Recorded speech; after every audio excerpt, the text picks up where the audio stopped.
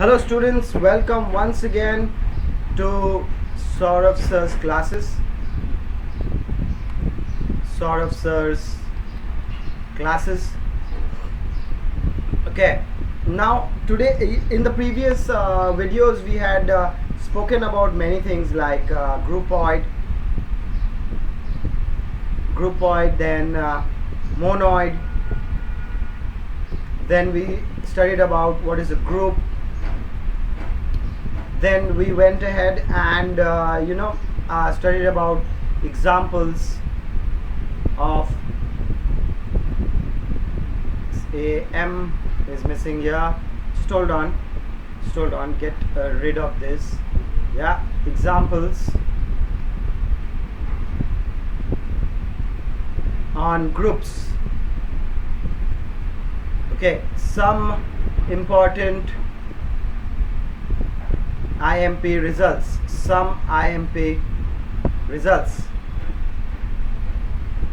Alright, now today our work is different. Today what we are supposed to do is simply understand a few mathematical logics. Alright, now I am going to start with an addition modulo. What? Addition modulo. Addition modulo simply implies that suppose you have a plus and an n over here. The n belongs to natural number where the n can be 1, 2, 3, 4, 5 and so on. Alright, so in this addition modulo, what we need to understand that if we have addition say 3, then we have addition with only 3 elements.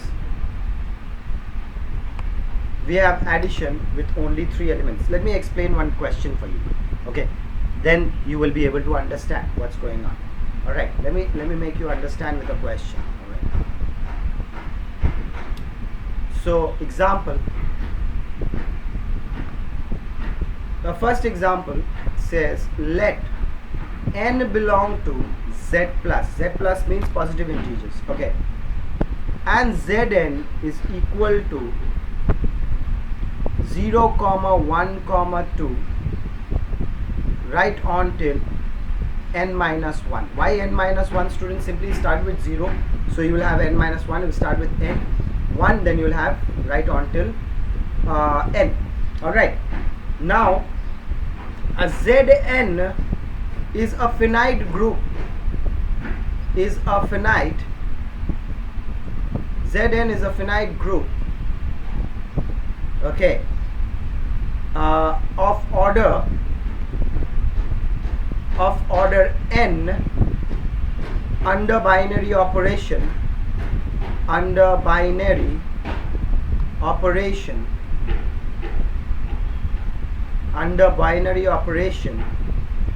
addition,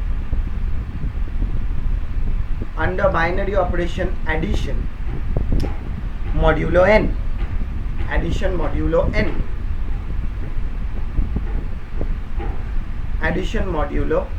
n. That means you will get plus n, okay, plus suffix n, okay, that is if a comma b belongs to z. All right, okay, then you have a plus nb excuse me, equal to r, okay, where r is the least non-negative remainder, where r is the least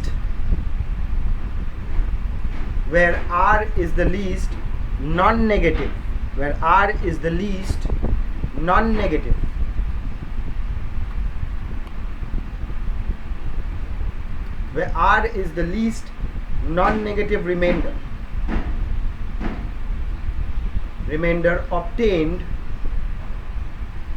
remainder obtained by dividing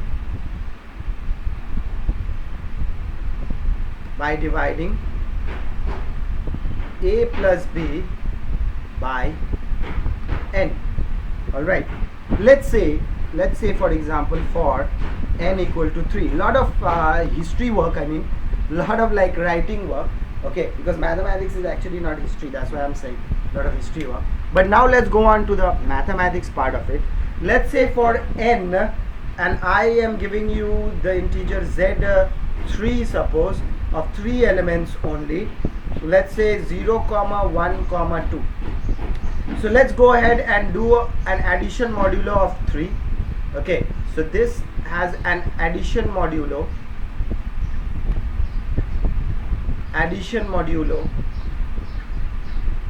3, right? So every time the answer comes 3, you will have to write a 0, okay, plus 3. So let's write the elements 0, 1, 2, 0, 1, 2. Now let's go ahead and make this box into the checkered type. Checkered boxes. Alright, you have played crosses, you know, crosses and circles, remember? In your junior classes you must have played crosses and circles. Okay, so something like that only. So 0 plus 0, 0, 0 plus 1, 1, 0 plus 2 is 2. 1 plus 0 is 1, 1 plus 1 is 2. Whenever you get 1 plus 2, 3, you write a 0. 2 plus 0 is 2, 2 plus 1 is 0, that because you get a 3. Okay, and 2 plus 2 is 4. Now since you're getting a 4, if you minus 3, then you get a 1. So you'll write a 1 here. Alright, because it's an addition modulo 3.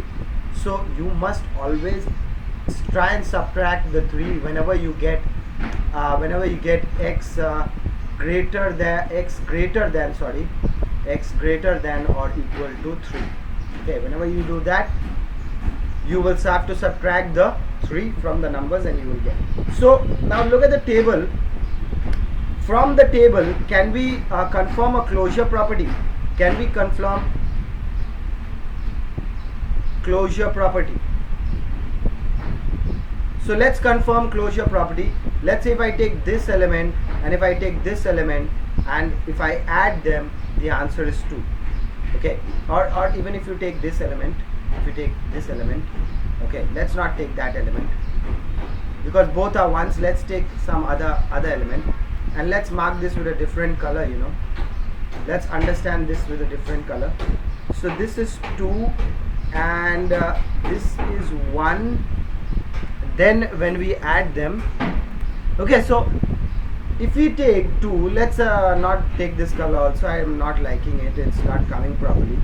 So I would just replace that 1 and let's take the white color. Yeah, that will come up very nicely. What is happening? Come on, please don't do that. That's 2 and that's 1 here. So when you add them, when you add these things, when you add them, oh God, come on, God, why are you angry with me, God? Let's go ahead and do this sum. Let's go ahead and solve it, you know. Let's not do the wrong thing, you know. So what are we getting over here? We are getting that's a 0 plus 2 is going to give you a 2 here. Yeah, 0 plus 2. Okay, now let's just differentiate this line, you know. Let's just differentiate this line from the other one. Let's put the red one. Yeah, let's differentiate this line and that line, right? Because these are the top parts. Okay, the addition part is all down. These are the main top parts. Okay, so the lines are differentiated now. Now when you look at the element, now when you go across this way, okay, and when you come this way, you see you are going to get a 0. So if you do 2 plus 1, okay, you're going to get a 0. So this actually is telling you that the property is closed because 0 belongs to Z3. Correct? 0 belongs to Z3 because 0 belongs to Z3, and that is the reason why the closure property is satisfied. Now if I am to go ahead and show you the associative property, okay, if I am to show you the associative property, so let's just pick up any two associative property. Okay, in the associative property, if we go ahead and pick up three elements from here, okay, then we have to pick up 0, 1, 2. Okay, so let's do. So the element 0, 1, 2 of course belongs to Z of 3. Now if we take these elements and we do 0 plus 1, yeah, we can do this part first. 0 plus 1 plus 2. So what are we getting when we do 0 plus 1? So we're getting 1, and 1 plus 2 is going to give us 3. That will be 0, and of course 0 belongs to Z3. Let's do the next. Let's do the other part and understand over here. So now if we do this way, we do 0 plus 1 plus 2. So you will notice that 0 plus 3 is actually 0, and 0 plus 0 is going to give you 0. That belongs to Z3. So associative property is satisfied. Associative property is satisfied. Now let's go ahead and check if we can get an identity from that. So the third one, let's write with a different color. So the third one will be identity. Okay, let's see if we can get an identity element. Let's say the identity element here will always be 0. That belongs to Z3. You see, 0 plus 2 will give you 2, and 2 plus 0 will still give you 2, and both these values belong to Z3. So there is an existence of identity. There is an existence of identity. Now what about the inverse then? There will be an existence of inverse, will it not? Right. So let's check the existence of inverse. So in order to check the existence of inverse, we are to get an identity back, and the identity is 0. You see, in the fourth part, let's do it with a different color. Okay, let's do this with a different color, the fourth one. Yeah, let's make it different. Fourth option, in the fourth option you have an inverse. Okay, so in the inverse, every element should have an inverse, because then it will come out an identity.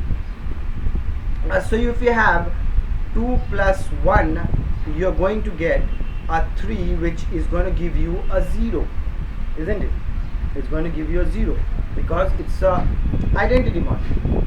Now 0 plus 0 will again give you a 0, isn't it? So every element in Z3 has an identity, isn't it? Has an identity.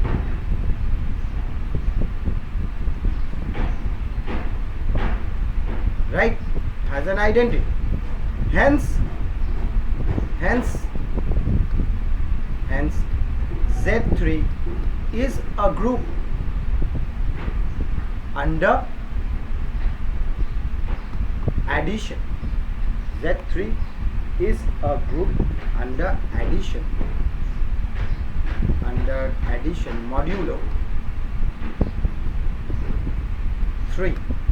Okay, so we have proved that the Z3, with an example we have proved that the Z3, that is a set of 0, 1 and 2, does form a group, right? It is a group. It is a group.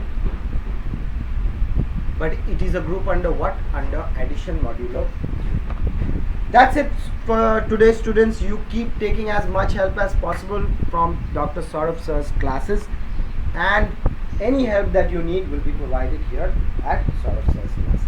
Thank you for watching, students.